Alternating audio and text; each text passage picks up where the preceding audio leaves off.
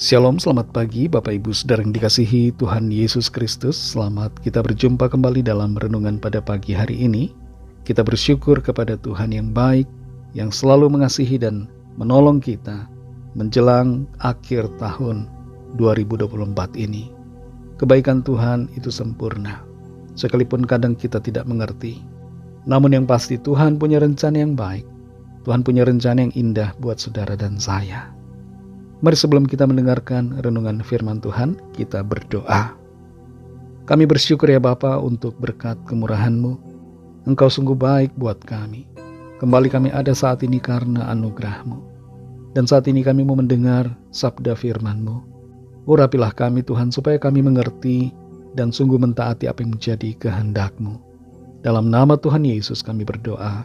Haleluya. Amin. Saudara yang dikasihi Tuhan, ayat firman Tuhan saat ini terdapat dalam kitab Pengkhotbah pasal 3 ayat yang pertama. Tertulis demikian. Untuk segala sesuatu ada masanya. Untuk apapun di bawah langit ada waktunya. Saudara yang dikasihi Tuhan, Presiden Suriah Bashar al-Assad telah berkuasa sekitar 24 tahun. Sejak tahun 2000. Dan sebelum dia berkuasa, ayahnya menjadi penguasa Suriah sejak tahun 1971. Total masa kepemimpinan dari sejak ayahnya sampai Bashar al-Assad mencapai lebih dari 50 tahun. Tapi saat ini, Suriah berganti kepemimpinan. Tidak ada kekuasaan manusia di bumi ini yang bertahan sampai selamanya. Ada waktu untuk segala sesuatu. Manusia cenderung ingin berkuasa terus-menerus tanpa menyadari bahwa semua ada endingnya, ada masanya untuk berakhir. Dalam Pengkhotbah pasal 3 ayat yang pertama ini dikatakan, untuk segala sesuatu ada masanya, untuk apapun di bawah langit ada waktunya. Ayat ini secara harafiah jelas dapat kita mengerti bahwa segala keadaan, segala situasi, segala peristiwa itu ada masanya. Artinya bahwa semuanya adalah temporary, sementara. Dan karena itu kita perlu mengerti bahwa semua itu ada akhir. Ada akhir dari segala sesuatu. Dan ada ending baru dari akhir yang berlalu. Apa yang dapat kita lakukan dengan memahami akan hal ini? Bahwa segala sesuatu ada masanya.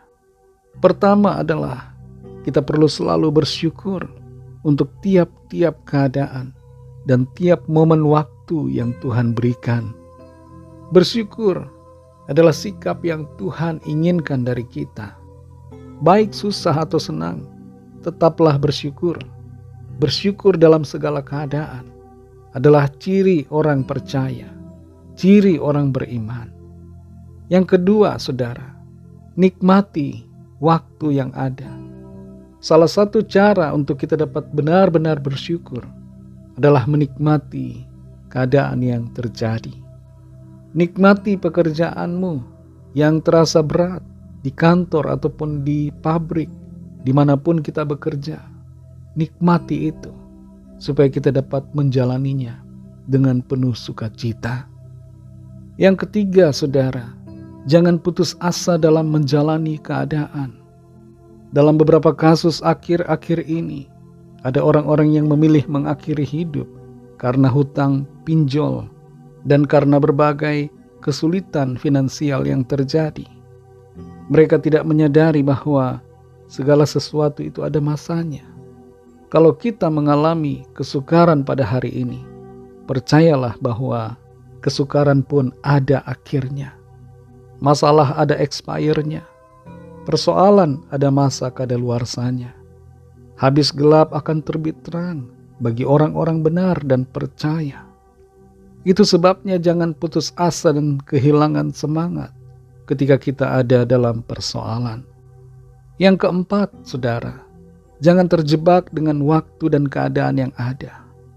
Ada banyak pemimpin yang terjebak dengan kekuasaan, merasa punya segala-galanya, dan terus ingin mempertahankan apa yang Ia miliki. Kita perlu sadari bahwa segala sesuatu ada akhirnya, dan untuk semua yang di bumi ini ada masanya. Saudara yang dikasih Tuhan, tahun 2024 ini akan segera berlalu. Tidak seterusnya kita ada di tahun 2024, tapi kita akan masuki tahun-tahun yang baru di depan. Dan ada hal-hal baru yang Tuhan sediakan untuk kita. Masa yang telah lalu tidak dapat kita ubah, tapi kita dapat meresponi masa yang akan datang. Jangan biarkan diri kita terbebani dan terperangkap dalam masa lalu, dalam keadaan yang membuat kita tidak bisa maju. Mari bersyukur kepada Tuhan yang terus memimpin dan menuntun kita dalam waktu-waktu ke depan dan dalam keadaan-keadaan yang akan terjadi di hadapan kita. Tuhan bersama dengan kita, dan penyertaannya itu yang menjadi sukacita serta kekuatan kita. Mari kita berdoa. Terima kasih Tuhan Yesus, kami mengucap syukur Bapa untuk berkat firman-Mu yang sudah kami dengar. Ajar kami untuk mengerti bahwa segala sesuatu ada masanya, dan sungguh-sungguh bersikap benar terhadap setiap waktu dan keadaan sesuai dengan apa yang Tuhan ingin kami lakukan.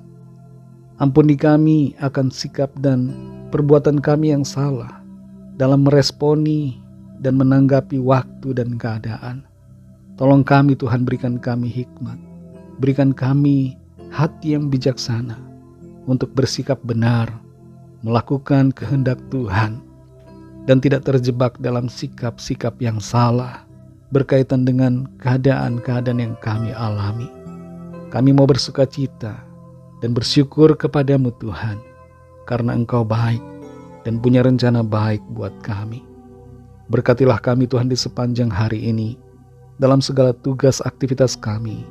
Pimpin dan sertai kami, jadi pemenang-pemenang dalam segala keadaan, dan hidup kami menjadi berkat kesaksian, menjadi terang bagi banyak orang. Lawatlah setiap kami Tuhan, yang sakit, yang dalam persoalan, yang lemah, yang putus asa. Nyatakan kuasa pertolongan-Mu bagi setiap kami. Kami percaya kami alami mujizat dan jawaban yang baik dari Tuhan. Terima kasih Bapa. Hanya dalam nama-Mu yang kudus, nama Tuhan Yesus Kristus, kami sudah berdoa dan mengucap syukur. Haleluya. Mari sama-sama kita berdoa doa Bapa kami. Bapa kami yang di sorga, dikuduskanlah nama-Mu, datanglah kerajaan-Mu, jadilah kehendak-Mu di bumi seperti di sorga.